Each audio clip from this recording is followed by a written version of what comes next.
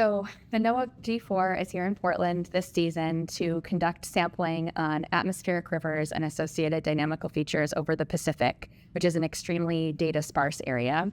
And the goal is to have better operational forecasts of atmospheric rivers and their associated precipitation and stream flow impacts in the West. And for the Army Corps of Engineers, we're really interested in using those better predictions to make decisions when we're operating the reservoirs that are under the Portland District's portfolio. And increasingly, we are thinking about using a different process for operating reservoirs in the Willamette Valley project, which is 13 core dams located throughout the Willamette River Basin. And we're working on a research and development project right now called Forecast Informed Reservoir Operations, which may allow us more flexibility, especially during the wintertime when atmospheric rivers are a large driver of flood risk. And we've seen it lead to more water availability during the dry summer in other locations, including California. And we're also involved in Western Washington now as well. So it's kind of moved up the West Coast and trying to translate those benefits to Oregon now. All right, questions for you, Anna.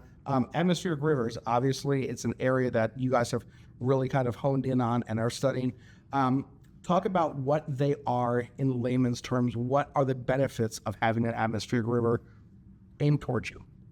So atmospheric rivers are basically long, narrow plumes of a lot of water and a lot of wind, so a lot of moisture transport. They're often associated with exports out of like tropical areas with a lot of moisture, and they are one of the things that brings up most of the moisture from the tropics to the poles. Like 90% of the transport of moisture from the tropics to the poles happen in these atmospheric rivers. And the benefits of them for the Western U.S. is they really provide a large portion of the water supply. So if we aren't getting atmospheric rivers in a given year, we are most likely in a drought.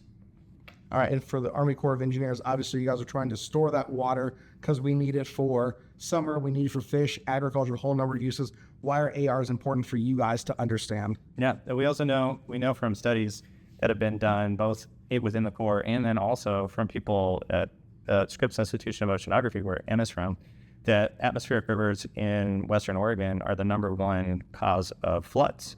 Most of the large floods that we've seen historically in the Willamette and in other watersheds around here have been because there's an atmospheric river. Sometimes that's associated with some snow before the atmospheric river hits, sometimes not. But we know that atmospheric rivers are the #1 important thing that we need to understand for flood risk.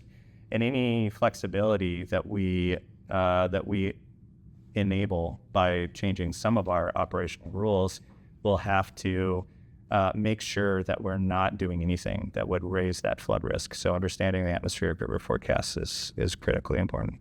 Anna, atmospheric rivers aren't just bringing rain, but they can bring snow. Talk about that component, the colder side of ARs. Yeah, so atmospheric rivers are really snowpack builders. But one of the questions is it's really important to know whether an atmospheric river is going to bring rain or snow. For example, atmospheric rivers that have a big tropical component can also bring like rain on top of snow, which is not good for building the snowpack and which can cause flood runoff issues mid-season. So understanding whether an AR is going to be colder or warmer is really, really critical. And it's one of the things that we're able to accomplish by having these observations offshore. And one of the components might be where some of that moisture is coming from, but there's a lot of other factors as well that we need to untangle for that. Would you add anything to that, Andy? No, I think that was perfect. One of the things I saw in your press release, and as you know, the meteorologist on this side of the camera, is you're saying that a lot of the transport's happening around 10,000 feet. You know, you're doing your research at 40,000 feet and a little bit higher, but talk to me about that vertical profile. Where are you really seeing the most of that concentrated moisture coming across? Yes, well, you're absolutely right in that the atmospheric rivers are generally in the lowest 10,000 feet of the atmosphere, and that's why the targeted observations that we're making from the Gulf Stream are so important, because mainly what we have over the ocean is not a lot of in situ data, but is from satellites, and satellites often have trouble seeing through cloudy areas to stuff that's happening not just on the surface of the ocean, but in the low levels of the atmosphere. That's why these targeted observations we're making by taking with the G4 approximately 30 vertical profiles per flight of temperature, moisture, pressure, and winds is really critical. And the integrated vapor transport, or the moisture brought by the atmospheric rivers, is really that moisture and that wind component. Why we have the Gulf Stream flying so high and not just right above 10,000 feet is there's a ton of other information that we can get from the upper layers of the atmosphere that we're not able to get just from satellites either. That have to do with some of the dynamical features, moderating how that AR is, where that AR is directed towards, how long it's going to last at a given location, and that sort of thing. So a question for the Army Corps of Engineers. Obviously, holding back water is important, but if we are looking at say an upper level AR on the scale of 1 to 5, say a 3 to a 5, and you know it's coming and your dams are full, what information can you derive from that? So for us, it kind of really depends on how far in advance we know the storm is coming. The further in advance that we know a storm like that is coming, the better, and the more that we can respond to that beforehand. So we have something that that guides our operations called a rule curve, and that basically tells us how full we can keep the dam by the time of year. In the wintertime, that rule curve tells us we have to be low to reserve space so that we can basically minimize the chance that we're going to have a big flood.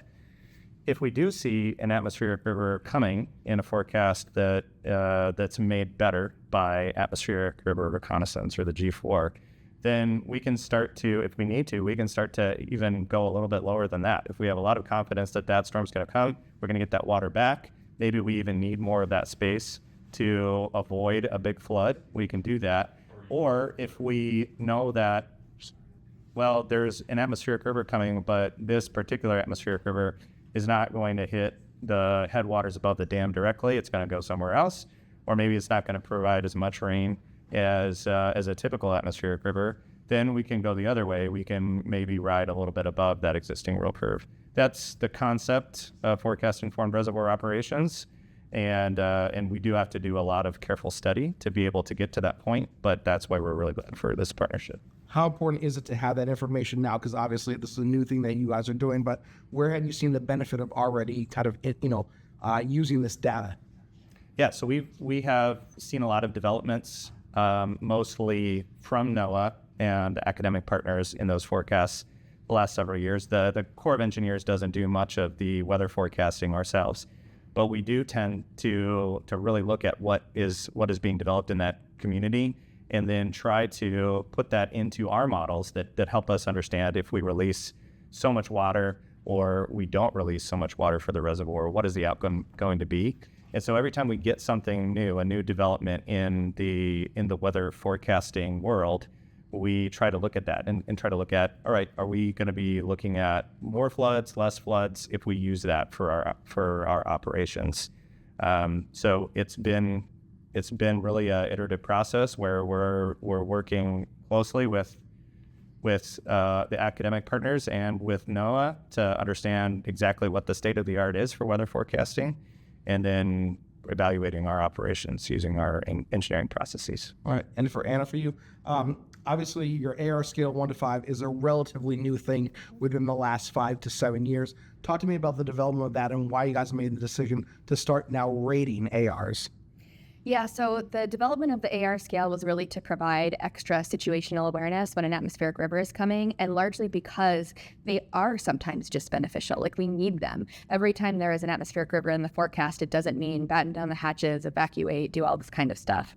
So the development of the AR scale was led by Marty Ralph at the Center for Western Weather and Water Extremes, but in collaboration with the people at the California Department of Water Resources and at the National Weather Service Western Region and some of the Western weather forecast offices. So it's shown itself to be very useful by knowing that when the ARs are at the lower end of the scale, they're largely more beneficial. And when they're at the higher end of the scale, they're largely going to be hazardous. But there's still additional information that need to be provided by meteorologists on air and by people interpreting that scale. For example, atmospheric rivers can sometimes come in sequence, so one after another after another. If you get an atmospheric river level rank 3 after 4 atmospheric river rank 1s, you're going to have a higher hazard potential than you would if that had come before those. So the antecedent conditions in your watershed, like how wet are the soil, how high are the streams, what's your snowpack like, is the AR whatever its number on the scale, going to be warmer. Those kind of things are all really important contextually in order to interpret what the AR scale is going to mean at a given location. The other factor I'll just quickly mention about the AR scale is that it's not like a hurricane where it's like this whole hurricane is a category 3. It's a spatial scale because atmospheric rivers are so huge. You could have an atmospheric river like from over the whole state of Oregon, but those impacts are going to be different depending on who's getting the core of that AR versus the edges. So it depends on where you are, what kind of AR scale you're going to be experiencing. And there's also, even while it gives you some situational awareness, there's a lot more that you need in order to understand what the impacts are going to be, but it's a step towards that. And we feel like it's been pretty useful in that regard, but are always looking for kind of ways to make those sort of communication tools better and to work with people who do that communication in order to do that.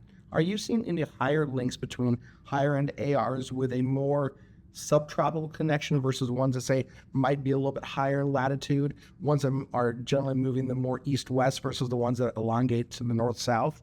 That's a really interesting question, and I don't know the answer of like how those have been changing, but all the things you just mentioned, like whether an AR is more zone, like the east-west orientation versus like a southwesterly, it basically depends on like where the AR is hitting and how it's impinging on the terrain. But also, like we talked about how the moisture and wind is largely in the lowest 10,000 feet. That's usually true, but it isn't always. So understanding how the moisture and wind is distributed in the vertical is also really important since the AR scale is based on that integrated quantity.